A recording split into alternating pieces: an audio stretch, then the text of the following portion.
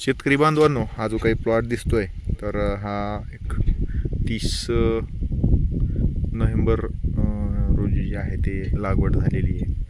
आणि आता ह्यामध्ये जे आहे ते उगवण पूर्व आणि उगवण पश्चात अशा दोन्ही पद्धती जे आहे ते तणनाशकाचा जो आहे तो स्प्रे चालू आहे. हे आपण जर पाहिलं तर अशा पद्धतीनं सरीमध्ये सुद्धा आणि भोंदावर सुद्धा जे आहे ते म्हणजे वरंब्यावर सुद्धा जे आहे ते फवारणी जी आहे ती चालू आहे. तणनाशकाचं नाव जे आहे ते आपण या व्हिडिओमध्ये सुद्धा जे आहे ते आपण दिलेलं आहे. घटक जो काही वापरतायत ते ह्याच्यामध्ये त्यांनी जे काही वापरतायत तो आहे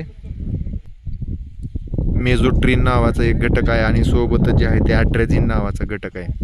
तर याचं प्रमाण आहे 1 एकर क्षेत्रासाठी 200 लिटर पाण्यामध्ये 1400 मिली या पद्धतीनं जर आपण ह्याचं प्रॉपर फॉर्म्युलेशन जर आपण केलं बॅरलमध्ये आणि त्याची जर व्यवस्थित फवारणी जर केली तर हे जे काही उगवून आलेलं तण आहे किंवा ह्याच्यामध्ये असलेले जे काही बीज आहेत ते सुद्धा बीजनाशक म्हणून सुद्धा जे आहे ते ह्या ठिकाणी ते काम करणार आहे. अशा पद्धतीने ह्याचं तण व्यवस्थापन जे आहे ते आपण ऊस लागवड झाल्याच्या नंतर जे आहे ते आपण करू शकतो.